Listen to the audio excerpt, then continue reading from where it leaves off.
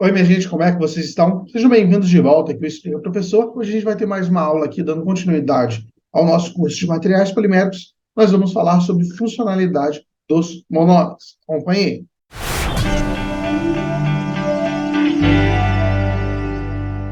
Bom, antes de qualquer coisa, eu gostaria de pedir para você que chegou aqui agora, você que já acompanha o canal, para deixar um like nesse vídeo. E caso você não seja inscrito ainda, para que você se inscreva no canal, né? Essas duas ações são de graça e me ajuda bastante aqui a continuar a produzir esse conteúdo. Então, se você gosta aqui da playlist, gosta aqui do conteúdo do canal, ainda não é inscrito, lembre de se inscrever e lembre de deixar o like.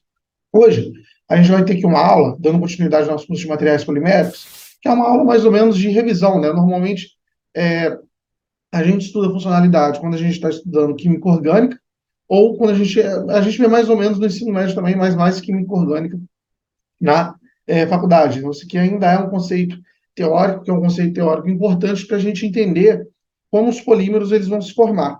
Então, por definição aqui, o que, que seria a funcionalidade de um polímero? Né? A funcionalidade de uma molécula aqui, ou um monômero, que é o nosso objetivo principal de análise em polímeros, é o número de pontos reativos, né? Ou seja, aqueles que são capazes de reagir em condições favoráveis presentes na molécula. Ou seja, eu estou querendo dizer aqui quais são os pontos que eu tenho de possibilidade de reação do meu monômero com outras moléculas. Isso aí vai ser importante, uma vez que, se o meu polímero ele várias moléculas juntas, ou vários monômeros juntos, esses monômeros eles vão ter que se interligar por algum local. Né? Então, ele tem que ter uma funcionalidade, um grupo reativo ali presente, para eu garantir que eu tenha o crescimento desse polímero. Isso vai alterar bastante ali qual tipo de polímero eu vou ter, qual a estrutura do meu polímero, né? E se esse polímero, quando vai terminar essa realização de polimerização. Né? Essa imagem daqui a gente já vai falar sobre ela,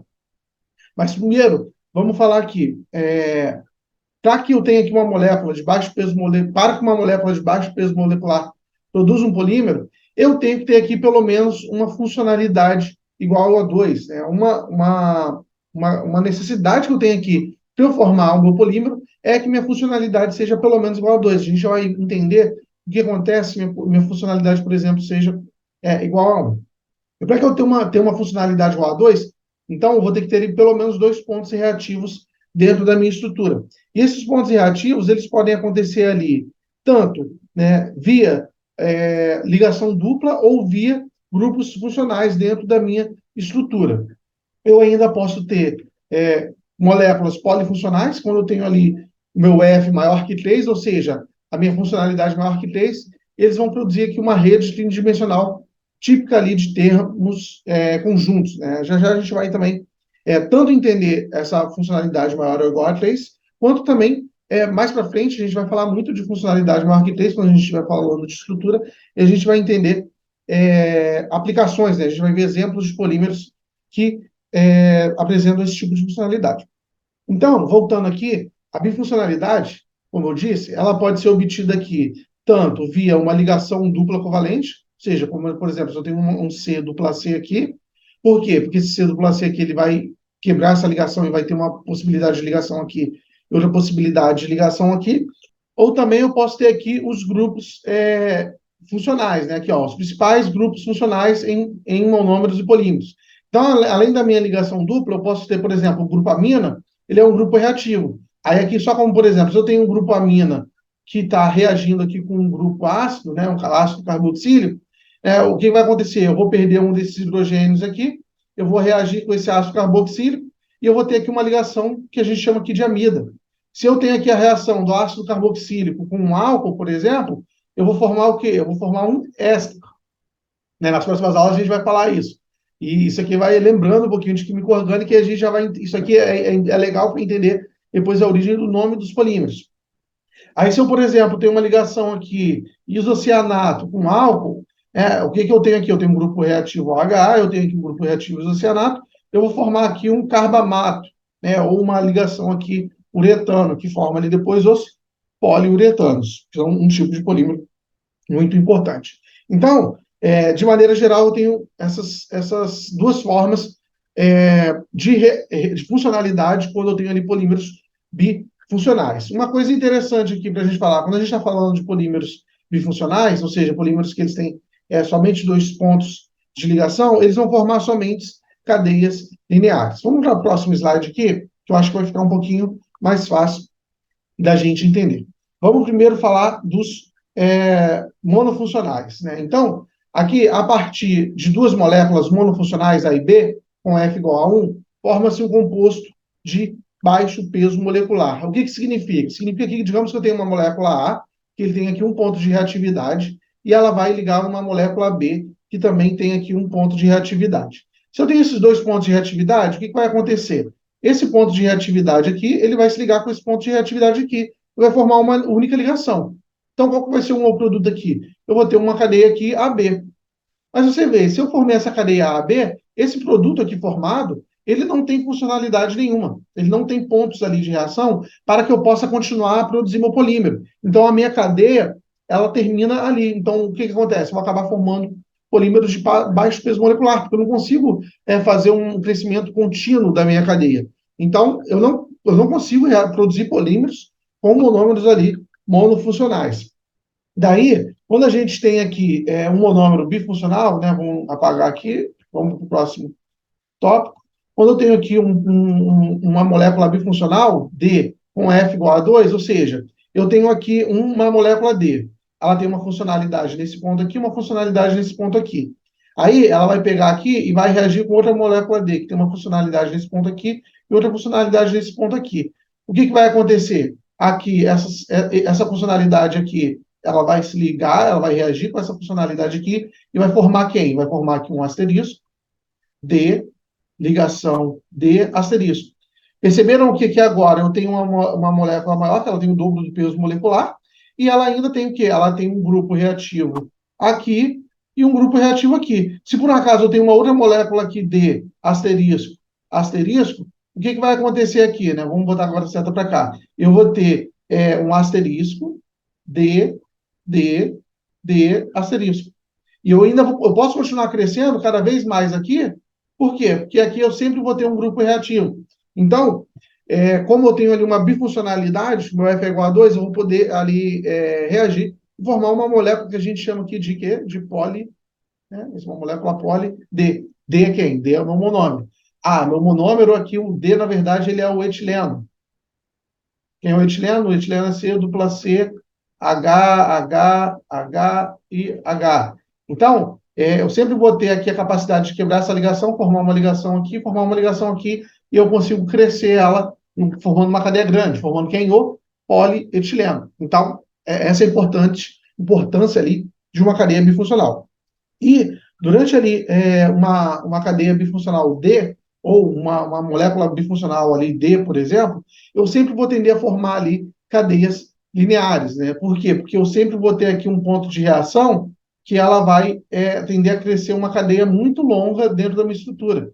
Se eu for pegar aqui para crescer essa cadeia, vamos lá. Vamos dizer aqui que eu tive vários monômeros D. Aqui eu sempre vou reagir um D aqui, ó. Vou adicionar um D, vou adicionar um D, até que eu tenha aqui o meu monômero novamente. Então, a minha cadeia, ela sempre vai crescer de maneira linear. Ela não vai crescer, por exemplo, aqui para o lado. Por quê? Porque ela não tem outra funcionalidade. Essa cadeia ela fica estável dentro da parte interna dela.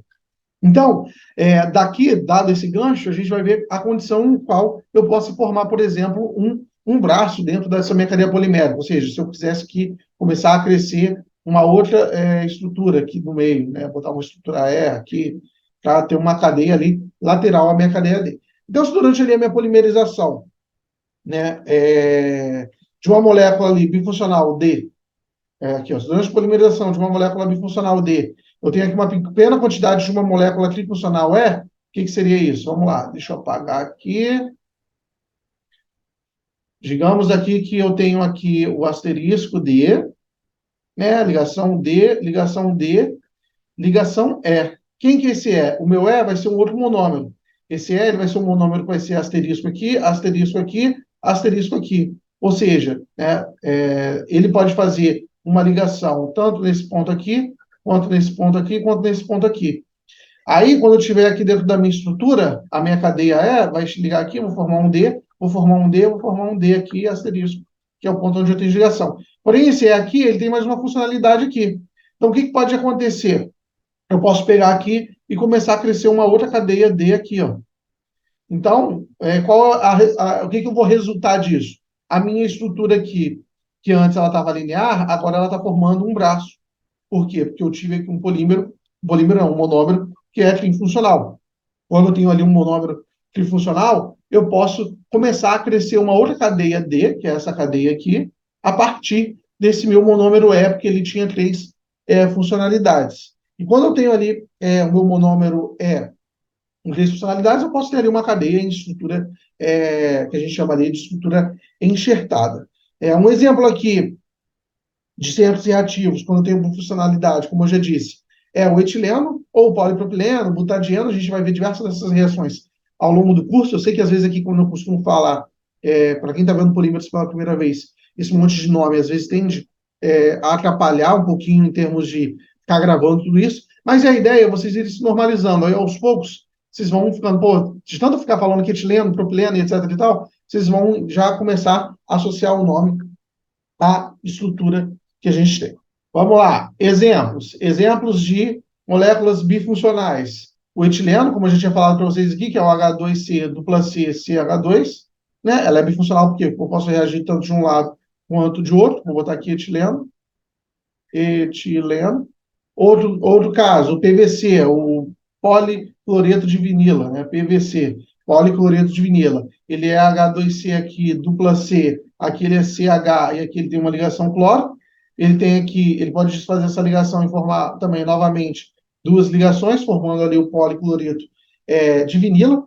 Alguns exemplos aqui de estruturas que têm outros tipos de funcionalidade. O etanol. Vamos lá, o etanol, ele tem, deixa eu botar aqui, eu escrevi meio estranho, etanol, ele tem funcionalidade, que a gente chama aqui igual a 1. Por que ele tem funcionalidade igual a 1? Porque ele é CH3 aqui, ele vai ligar aqui esse CH3 a um CH2, e ele vai ligar esse CH2 aqui a um H. O que é o grupo reativo aqui? O grupo reativo é o OH. Então, ele só consegue formar uma ligação. Então, normalmente, ele vai entender ali a finalizar a ligação. Outro tipo de ligação aqui do estilo, esse aqui é um caso de ligação dupla, né? Que é o primeiro caso que a gente viu de possibilidade de funcionalidade, e esses casos aqui são por grupos funcionais, né? Grupos funcionais. Esse aqui é o grupo funcional OH. Aí, se eu quiser aqui agora, com o grupo funcional F igual a 2, eu tenho o etileno glicol. Etileno glicol. O etileno glicol ele tem funcionalidade igual a 2. Então, qual que é a molécula aqui do etileno glicol? É um etileno, e aqui ele vai ser CH2, CH2, aqui ele tem um OH e aqui ele tem um OH. Então, eu tenho funcionalidade 2 por quê? Porque esses dois OH aqui, eles podem reagir. Qual outra molécula agora com funcionalidade igual a 3? Eu vou colocar aqui, a gente tem o glicerol, né, que também é um álcool, né, em termos de grupos funcionais. O glicerol, ele vai ter aqui C, C, C, aqui H2, aqui H, aqui H2, aqui eu vou ter um OH, aqui eu vou ter um OH, né, não necessariamente nesse sentido, um contrário do outro, mas só para representar aqui que eu vou ter o quê? Três grupos funcionais de ligação. Um exemplo de polimerização que utiliza grupos funcionais bifuncionais é a formação do nylon. Quem é o nylon? O nylon aqui, eu vou ter aqui o hexametileno diamino. Quem é hexametileno diamina? Aqui eu tenho duas aminas, eu tenho uma amina desse lado aqui e uma amina desse lado. O hexaetileno diamina, ele vai interagir ali com o ácido adípico. O ácido adípico aqui eu tenho uma função ácido aqui e uma função ácido aqui. Quando eu tenho aqui essa função ácido, quem que vai reagir? Esse OH aqui da função ácido vai reagir com esse hidrogênio aqui da amina, e ele vai formar aqui uma ligação lá. Esse hidrogênio aqui, esse hidrogênio aqui ele vai embora, esse OH aqui ele também vai embora. Juntando esses dois aqui, eu vou sair quem? Vai ser H2O, que é quem que é? Que é H2O que está saindo. Então, esse nitrogênio aqui que vai ficar reativo, ele vai reagir aqui com esse carbono que está formando a ligação dupla. Então, a partir disso, eu vou ter a ligação que nitrogênio, carbono, ligação dupla. Vai formar aqui a estrutura que a gente conhece como nylon 6,6. É só um exemplo de tipo de ligação que ocorre ali com grupos funcionais com bifuncionalidades. Bom, minha gente, o que eu queria falar para vocês hoje era isso, era uma revisãozinha aqui sobre funcionalidade, aplicado um pouquinho para polímeros. Eu espero que vocês tenham aproveitado. Qualquer dúvida, deixe aí nos comentários. Lembre de deixar um like nesse vídeo e se inscrever no canal, caso ainda não seja inscrito. Dê uma olhada aqui também no nosso programa de membros. Você tem acesso aqui a muito conteúdo exclusivo, aulas exclusivas para você, né? Questões de concurso, aulas de revisão teórica, aulas específicas aqui de resolução de exercício de algumas matérias, e é muito baratinho, né? Quando você tem acesso a esse conteúdo assim bem barato, está praticamente de graça, você ainda incentiva aqui a continuar a produzir esse conteúdo para vocês. Eu fico muito grato, gosto bastante quando vocês apoiam aqui o canal, além de você ter acesso a todo esse conteúdo. Eu vejo vocês na próxima aula, um grande abraço e tchau, tchau.